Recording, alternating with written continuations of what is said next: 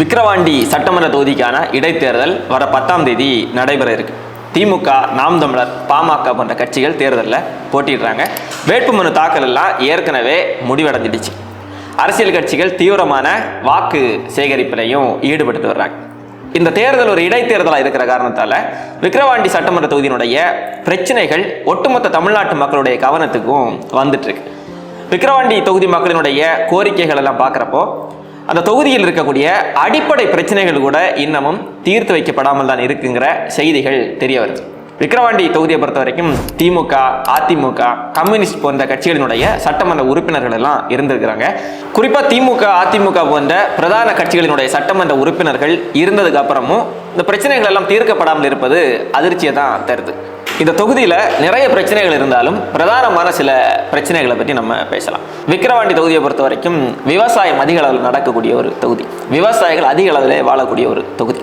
இந்த தொகுதியினுடைய மிக முக்கியமான ஒரு பிரச்சனையா இல்லை கோரிக்கையா இருக்கக்கூடியது என்னன்னா நந்தன் கால்வாய் திட்டம். இந்த நந்தன் கால்வாய்ங்கிறது வெறும் கால்வாய் இல்லை, திருவண்ணாமலை, விழுப்புரம் ஆகிய 2 மாவட்டங்களை சார்ந்த விவசாயிகளுடைய ஒரு 100 ஆண்டு கால கனவு திட்டம்னு சொல்லலாம். இந்த திட்டம் இன்னமும் முழுமையடையாம தான் இருக்கு. இந்த நந்தன் கால்வாய் திட்டம் முழுமையடைஞ்சதுன்னா விக்கிரவாண்டி தொகுதியில் இருக்கக்கூடிய சுமார் 40 ஏரிகள் நிரம்புவதற்கான வாய்ப்புகள் இருக்கிறதா சொல்றாங்க. அப்படி 40 ஏரிகள் நிரம்பிச்சுன்னா விக்கிரவாண்டி தொகுதி முழுக்க இருக்கக்கூடிய வேளாண் நிலங்களுக்கு ஒரு பாசன வசதியை கொடுக்கக்கூடிய ஒரு திட்டமா இந்த திட்டம் இருக்கும். அதன் மூலமா விவசாயம் மேம்படும், விவசாயிகளுடைய வாழ்வாதாரமும் மேம்படுங்கிற கோரிக்கைகளை விவசாயிகள் முன்வைக்கிறாங்க. ஆங்கிலேயர் ஆட்சி காலத்திலிருந்தே இந்த திட்டத்திற்கான கோரிக்கை இருந்துட்டு தான் வருது. காமராஜர் ஆட்சி காலத்தில் திட்டம் வரையறுக்கப்பட்டது. 1970 அரசாணையும் வெளியிடப்படுது. 1970 76 வரைக்கும் 1,28,00,000 ரூபாய் மதிப்பில் நிதி ஒதுக்கப்பட்டு இந்த திட்டத்திற்கான வேலைகள் ஆரம்பிக்கப்படுது. ஆனால் அதுக்கப்புறமா பணி முடிவடையாமல் கிடப்பில் போடப்படுது. அடுத்து 2013ஆம் ஆண்டு அதிமுக ஆட்சியில் 9,88,00,000 ரூபாய் மதிப்பில் நிதி ஒதுக்கப்பட்டு வேலைகள் மறுபடியும் ஆரம்பிக்குது. ஆனாலும் அந்த வேலை முழுமையடையாமல் கிடப்பில் தான் போடப்படுது. அடுத்து கடந்த 2017ஆம் ஆண்டு அதிமுக ஆட்சி காலத்தில் இந்த திட்டத்தை மறுசீரமைப்பு செய்வதற்காக திட்ட அறிக்கை தயாரிப்பதற்காக 32 லட்சம் ரூபா நிதி ஒதுக்கீடு செய்யப்படுது. அதிகாரிகளும் ஆய்வுகள் எல்லாம் செய்கிறாங்க. ஆனால் மறுசீரமைப்பு பணி எதுவுமே நடைபெறலை.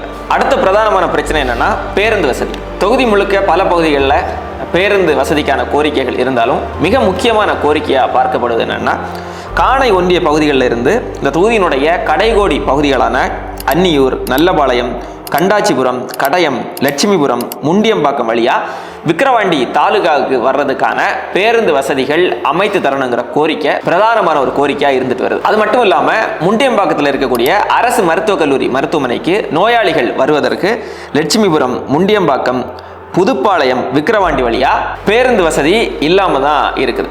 இது அந்த பகுதி மக்களினுடைய மிகப்பெரிய ஒரு கோரிக்கையாக இருந்துட்டு வருது. அடுத்த முக்கியமான பிரச்சனை என்னன்னா அரசு மருத்துவக் கல்லூரி மருத்துவமனையில் இருக்கக்கூடிய பிரச்சனை. இந்த மருத்துவமனையில் அடிப்படை வசதிகள், சுகாதாரங்கள் எல்லாம் மேம்படுத்தப்படணும், சரி செய்யப்படணுங்கிற கோரிக்கைகள் நீண்ட காலமாக மக்கள் மத்தியில் இருந்துட்டு வருது. அது மட்டும் இல்லாமல் இந்த மருத்துவக் கல்லூரி மருத்துவமனையிலிருந்து வெளியேறக்கூடிய கழிவுகள் எல்லாம் ஒரு பகுதியில் மலை போல தேங்கி இருப்பதாகவும் அதனால் பலவிதமான நோய்கள் மக்களுக்கு பரவுவதாகவும் குற்றச்சாட்டுகள் தொடர்ச்சியாக இருந்துட்டு வருது. இதுக்கு ஒரு தீர்வு தரணுங்கிற கோரிக்கையை நீண்ட நாட்களாக மக்கள் வச்சுட்டு வராங்க. அடுத்த மிக முக்கியமான கோரிக்கை ரயில்வே மேம்பால கோரிக்கை.